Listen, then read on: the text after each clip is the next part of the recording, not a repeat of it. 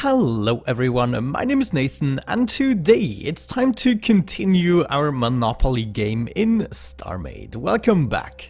In between the episodes I have tried to figure out something nice logic-wise in order to actually show off the numbers, and I think I just found the thing I want to go for. Let me first of all explain you my thinking behind it. I tried a bunch of setups using the rails in order to calculate the numbers, etc, but it would just take so much time in order to calculate stuff, and I was never really satisfied with any solutions I came up using rails. So I decided to go a different route, namely that the player has some kind of a numpad, something like this, with 1 to 9, and the last one right here is 0. Everyone knows this type of layout. So now the player can simply hit the corresponding button and the number will be displayed. So quite easy, right? Is it? No, not so much, because this leaves a lot of room for errors actually, and not just, calculating wise. The player will still have to calculate stuff in their head. However, a much bigger problem is to switch the number. For instance, what if I wanted to show the number 7 right now? You can see that both of these numbers have combined, and therefore they are showing the number 9, which is not exactly what I wanted. So if we disable the number 5 now, we see something really strange, and that is totally not what I wanted to go for. So in other words, you would always have to disable the first module and then enable the second one in order to be able to display the numbers correctly. And that, of course, is not something that I wanted to go for. I wanted to be able to click a button and then this one would disable, and after a short delay the next one would enable. So I came up with something that is overly complicated for this mechanism. I'm sure in some way or the other you could do it much easier, but I tried so many things and this is the final setup.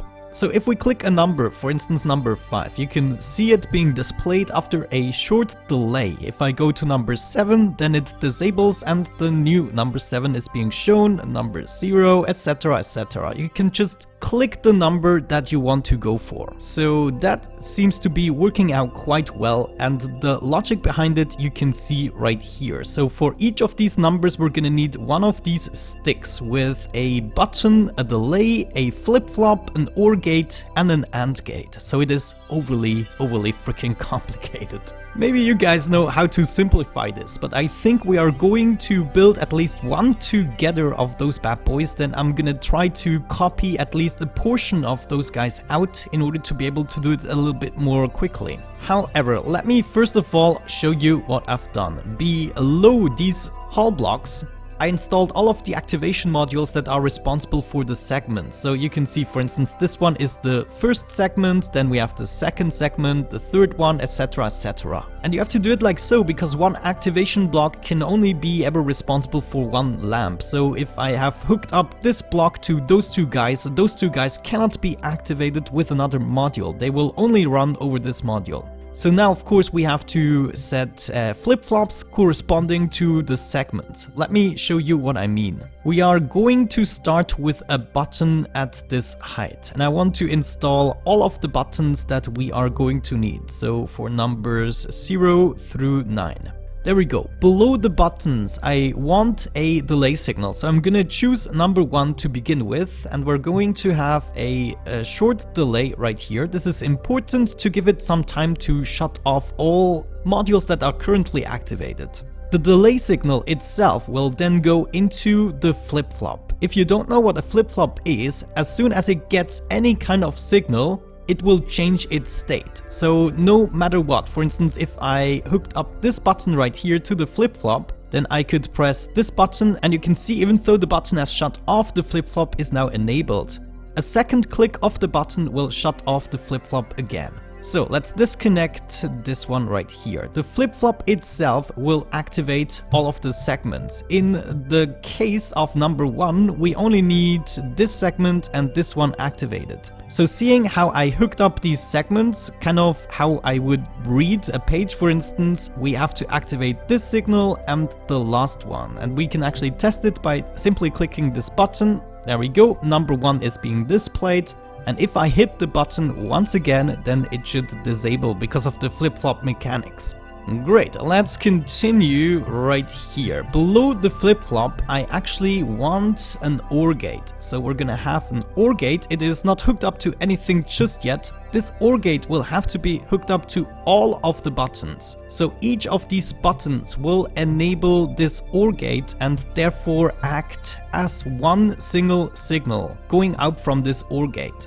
So there we go, hook up number 7, number 8 and number 9, and last but not least number 0. There we go. So each of these buttons is now going to activate this OR gate, which is perfect. We want to lead this signal into an AND gate. There we go.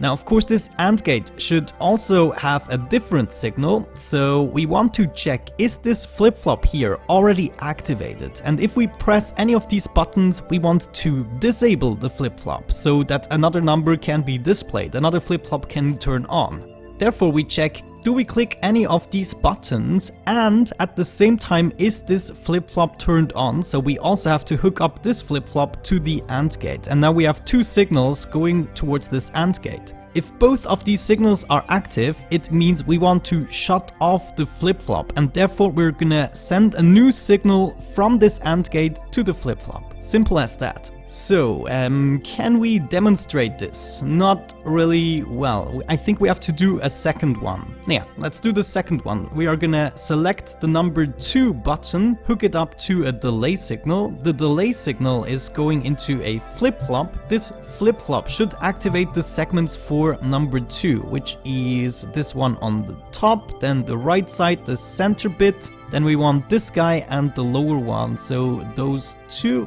there we go, we should be able to test it. Yeah, number 2, perfect. Below the flip-flop, we want an OR gate that is not yet hooked up to anything, but then we want to select the buttons and make them activate this OR gate. So let me quickly finish that. There we go. Yeah, I think I got them all. Now we want to select this OR gate, hook it up to the AND gate as our first signal, and the second signal comes from the flip-flop going back into the flip-flop, and now we should be able to toggle between numbers 1 and 2. So I click number 1, you can see it being displayed. Then I'm gonna click number 2. Number 1 is gonna be disabled and number 2 shown, in just a second. There we go. And now we have to do this with all of the numbers. So maybe let's do one more number together just to be sure that you understood the system. So, delay signal hooked up to our number 3 button, then the delay signal is activating the flip-flop. The flip-flop should be showing number 3, so we need the top one, the right one, the center one, and these two guys right here. That should be good. Let's test it just to be sure. Yes, correcto mundo. Now we need an OR gate hooked up to all of the freaking buttons. So this is the most annoying part that takes the longest, because you simply have to select them all, and C and V and Z and V, you know the drill. There we go, set and done. This one we want to be hooked up to an AND gate together with our flip-flop, going back to the flip-flop, and now we can toggle between numbers 1 through 3. Great! Okay, now I really wonder, is there a possible way for me to hook these guys? This is gonna be so hard because it's, compacted together. I don't have access to all of the modules. Yeah, there's at least 2 guys that I cannot access. The number 5 thingy-majingy and the number 8. The 8 is being obstructed by the number 0. So yeah, there are a bunch of modules in here that I simply cannot access. Yeah, I'm not really happy about this. Do I really want to do this for all of the numbers? There should be a way for me to paste things in and make it at least a little bit easier on me. Just get rid of at least one step. That would be great. Okay, so we can do number 1, 2, 3, 4, 5, 6, 7, 9. And then 8 and 0 I will do manually. But this would at least give me a couple of minutes back that I would have spent building everything manually. Anyways, I'm going to take myself the liberty of finishing this display right here. And then we should also potentially order a bunch more modules. I'm gonna need so many freaking things, right? What are we producing at the moment? Flip-flops? How many do I have? Not too many. 19. Yeah, I'm gonna need a couple. Probably 50 or so. No, actually more. We need like 9 times 4 times 4. So 36 times 4 equals something. Yeah, it's at least over 120. That's not good. Not good. Well, we need to make sure that we have at least 10 of each modules in our inventory at all times, so that we can paste things in. Let's see what else we need. We probably need more AND signals. That would be great. Yes, let's produce a bunch of those. I'm gonna grab the flip-flops. Then we are going to need delay signals and OR signals. Yeah, you get the basic gist. Let me progress a little bit and try to figure out a way to copy things over, and then I'll be right back. Alright guys, I have done the first 2 digits, or the first 2 displays, for the blue and the red player, so both of these are now working accordingly, and I'm pretty happy with that. I actually also figured out a much better solution that would theoretically allow me to copy stuff over. As you can see, I am missing the layer with all of the OR gates, because naturally, of course, we can simply use one single OR gate to activate all of these AND gates. So that was a little bit of an overkill, and it freed up one layer so that I can actually access all of the important displays, and therefore I can also go a little bit easier on the building. Let me actually quickly demonstrate this on the green player. We are gonna do this a little bit easier than before. So I'm gonna make all of the numpads first of all. So I guess this would be the correct layer. Yeah, it looks as though it is. And instead of finishing the first display all together, or the first digit, we are now going into mass production and place all of the types of modules in one go. So there we go, we have all of the buttons hooked up. The next thing we are gonna need is a delay signal, so we can simply hook up each delay signal to the one that is on top of it. And if you didn't know, if you have something selected and place another thing, then it's automatically gonna be hooked up. And there we go, all of the delay signals are hooked up. Beneath the delay signals, we are gonna do the same thing with the flip-flops. So see and place, etc. Now comes the only annoying part, or hard, well, it's not really annoying, but it's the part that will take the most effort. Right next to each number, I want to free up a little bit of space for 7 activation modules, and we will have to... Oh no, I don't have any activation modules. Are you sure? No, these are buttons.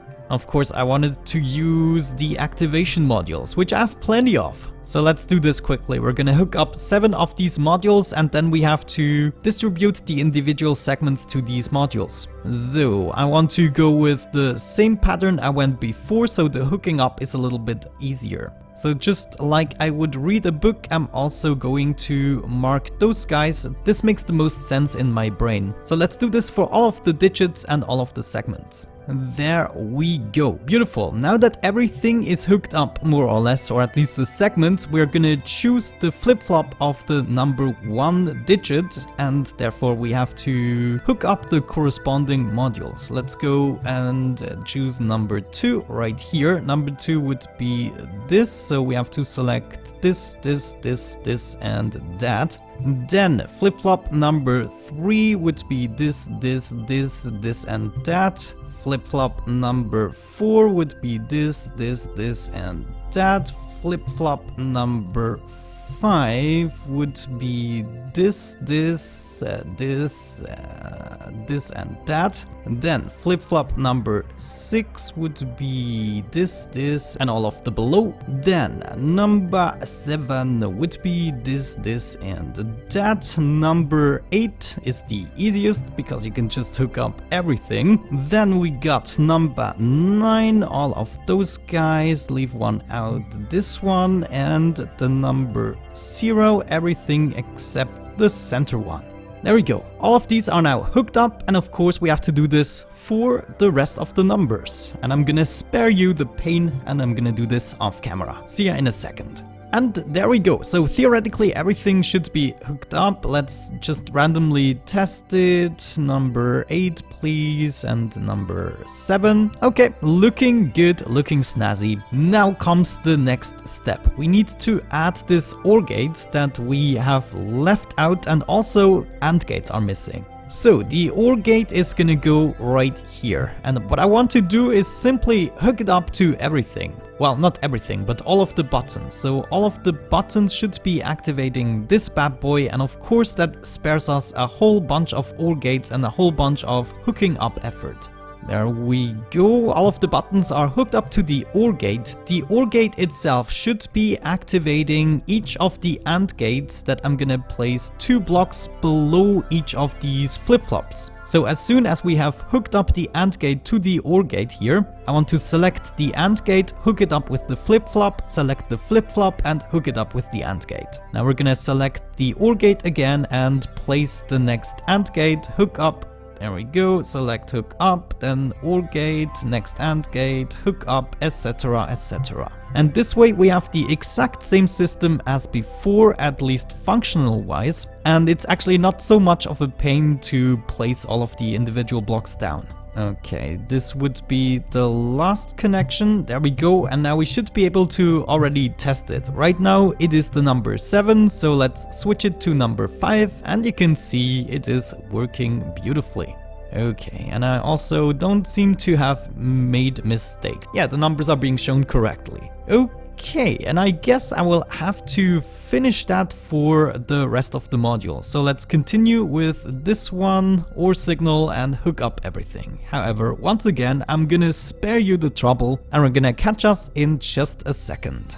Okay, so theoretically everything should be hooked up. Let's test it out. Well, this is from the wrong perspective. Let's go 3 and 7 and 2 and I guess 0 maybe. Yeah, okay, it seems to be working. Great, and that didn't even take this long. Oh man, this is so great. Now we can actually also beautify it and cover things up slightly. I want to inset the display and at the same time hide everything that is ugly. And of course we're gonna do this with the elegant black hole in order to get even more contrast. There we go, how about that? I think you can read it nicely, at least if you are far enough away. Then naturally we also want to encompass those guys with the black hole, so all of the ugly cables are gonna disappear. Something like this. Yeah, how did I do it? I just encased it somewhat. So I guess we're gonna do the same exact thing on the other side, just fill everything up here.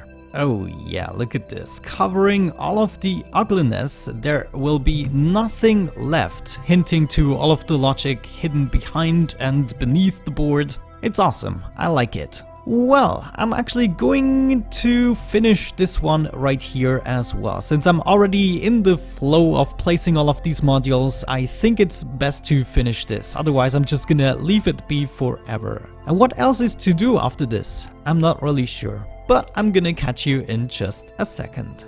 And there we go, guys. It is now completely finished. As you can see, each of the players at the moment has 5,000 credits or whatever it is going to be. The maximum each player can have is 9,999. So we will probably have our own prizes for each of the tiles, and I guess that's one thing we still have to implement to indicate how expensive stuff is, how much it costs to trade, to get the mortgage. I don't know, there's a lot of stuff to this game.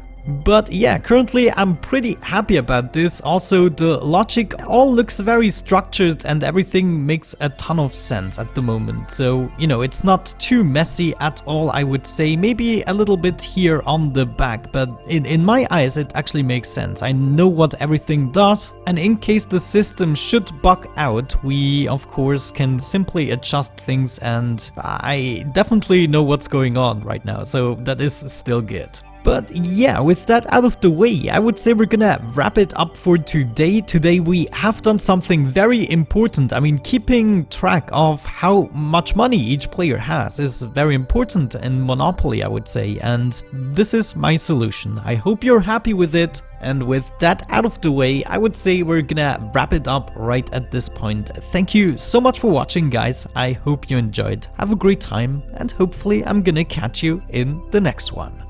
Bye bye.